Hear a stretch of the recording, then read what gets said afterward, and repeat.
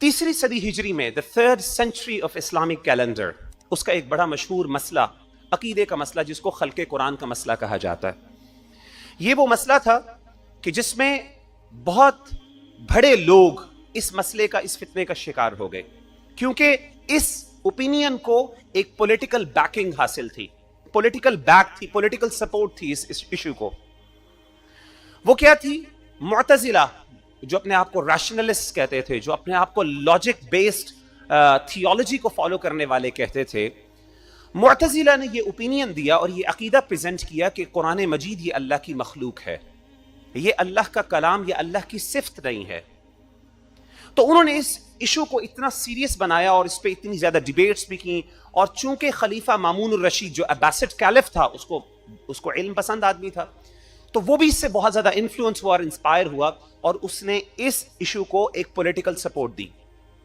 اور یہاں تک کہ اس نے تمام علماء کو اپنے دور کے جو اس کے ریجن میں تھے کوشش کی کہ ان سب کو یہ منوایا جائے, چاہتے ہوئے یا نہ چاہتے ہوئے, کہ وہ اس عقیدے کا اقرار کریں کہ قرآن مجید اللہ کی مخلوق ہے. اب اس کا پورا ایشو کیا ہے, یہ قرآن مجید اللہ کی مخلوق ہے کہ نہیں, یہ پورا مسئلہ ایک الگ مسئلہ, یہ ایک عقیدے کا مسئلہ ہے. انشاءاللہ آپ کبھی کسی عقیدے کی کلاس میں پڑھیں گی یا پڑھیں گے تو آپ کو انشاءاللہ اس کے بارے میں تفصیلات ملیں گی کہ اس میں کیا پرابلمز ہیں اس عقیدے میں. بہرحال میجورٹی آف دا اسکالرس کو بلایا جاتا اور ان کو کہا جاتا, پریزنٹ کیا جاتا, بڑے بڑے علماء تھے جو اہل الرائے جن کو کہا جاتا ہے, اہل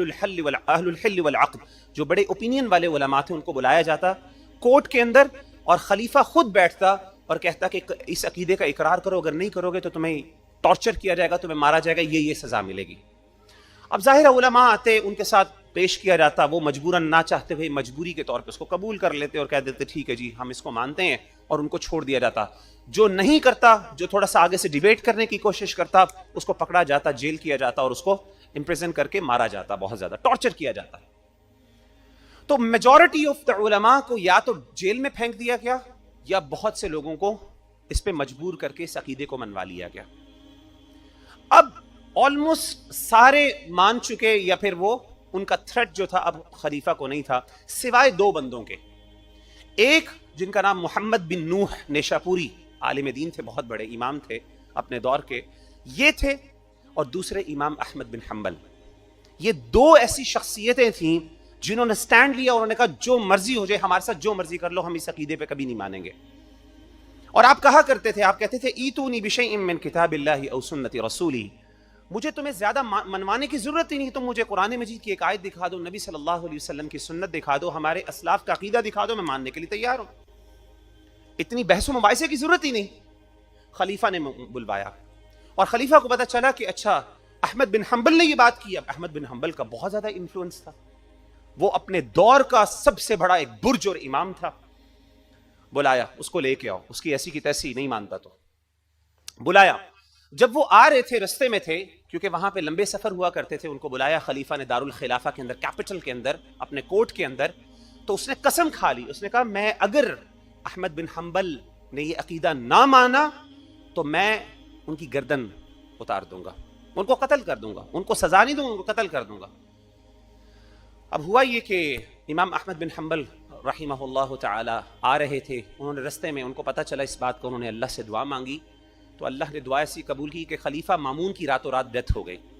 اس کی امام احمد بن حنبل سے ملاقات ہی نہیں ہو سکی. اچھا, جیسے ہی خلیفہ مامون کی ڈیتھ ہوئی, انہوں نے سوچا کہ کوئی آسانی آئے گی, لیکن اور مشکل آ گئی. مشکل کیا آئی؟ اس کے بعد خلیفہ بنا معتصم باللہ, جو اس سے بھی زیادہ سخت تھا, وہ بھی عباسڈ کیلف تھا.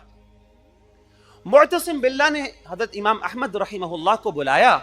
اور بلانے کے بعد انہوں نے اس کو منوانے کی کوشش کی, نہیں مانا, تو یہاں تک کہ آپ کو امپریزن کیا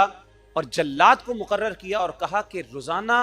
جب تک تم تھکتے نہیں ہو تب تک تم نے ان کو کوڑے مارنے, ان کو دروں سے مارو, جب تک کہ ان کی زبان سے یہ چیز نہیں نکل آتی کہ قرآن مجید اللہ کی مخلوق ہے. اور اس نے ایسا کیا, اور ان کے جلاد تھے, جو مارتے تھے, ٹرنز لیتے تھے مارنے کے لیے, ان میں سے ایک نے یہ بات کہی, اور یہ باقاعدہ ہسٹوریکلی ریکارڈڈ بات ہے, کہ انہوں نے کہا کہ ایک نے کہا کہ میں امام احمد بن حنبل کو ایک دن میں 80 کوڑے مارتا تھا, بلکہ 800 کوڑے مارتا تھا میں ایک دن میں. اور کہتا ہے میں اتنی زور سے مارتا تھا اور جو درہ جو ہنٹر میرے پاس ہوتا تھا جس سے میں آپ کو مارتا تھا، اللہ کی قسم اگر میں وہ ہاتھی کو مارتا تو ہاتھی بھی برداشت نہ کر سکتا اور ہاتھی بھی گر جاتا۔ امام احمد بن حنبل اس ٹارچر کے اندر رہے۔ معتصم باللہ اس نے مارتا رہا، اس کے بعد معتصم باللہ کے بعد آیا الواثق باللہ، وہ بھی مارتا رہا، اس نے بھی ظلم کیا، وہ بھی چلا گیا، وہ بھی مر گیا۔ اس کے بعد واثق باللہ آیا، اس نے بھی مارا، وہ بھی برداشت کیا آپ نے، یہاں تک کہ پھر متوکل آیا، اس نے آ کے امام احمد بن حنبل کو آزاد کیا۔ 3 کیلیفیٹس امام احمد بن حنبل نے صرف مارے کھائیں۔ کس بات پہ؟ ایک عقیدہ، ایک اوپینین کی بیسس کے اوپر۔ امام احمد بن حنبل کا ایک کلاس فیلو تھا، کیونکہ امام احمد بن حنبل نا یہ امام شافعی کے اسٹوڈنٹ ہے، امام شافعی بڑے مشہور امام ہیں۔ اسی طریقے سے امام شافعی کے ایک اور اسٹوڈنٹ ہے امام مروزی، وہ آئے امام احمد بن حنبل کے پاس، مؤرخین نے اس بات کو ریکارڈ کیا ہے۔ وہ آئے اور انہوں نے کہا کہ اے احمد بن حنبل کو مارے پڑ رہی تھی، درے لگ رہے تھے، بری حالت، پتہ چلا کہ وہ almost going to die، اتنی بری طریقے سے ان کو مارا جا رہا تھا۔ امام احمد بن، اور ایسی جگہوں پہ رکھا جہاں پہ سورج کئی مہینے ایسے پریزنز میں پھینکا گیا جہاں پہ کوئی لائٹ نہیں آتی تھی۔ تو امام مروزی ان کے پاس آئے اور انہوں نے کہا کہ اے احمد بن حنبل اپنی جان پہ ترس کھاؤ، تمہیں پتہ نہیں کہ قرآن مجید میں اللہ فرماتے ہیں وَلَا تَقْتُلُوا أَنفُسَكُمْ، اپنی جانوں کو ہلاکت میں نہ ڈالو، اور تمہیں اس بات کا پتہ ہے کہ اگر تم اس عقیدے کا اقرار کر بھی لو مجبوراً، اللہ تعالیٰ تمہارے سامنے کوئی پکڑ نہیں ہوگی، کیونکہ تم مجبوراً کر رہے ہو، تمہیں اتنا ظلم کر رہے ہیں، تمہاری جان خطرے میں ہے، تم مان لو منہ سے، ایک چھوٹی سی بات ہے نکال دو منہ سے، کیا فرق پڑتا ہے؟ اب امام احمد بن حنبل نے کیا کہا؟ امام احمد بن حنبل نے کہا کہ اے مروزی ایسا کرو، اخرج فانظر ماذا ترى، ذرا اس جگہ سے نکلو باہر، اس پریزن سے باہر نکلو اور جا کے ذرا دیکھو باہر تمہیں کیا نظر آتا ہے۔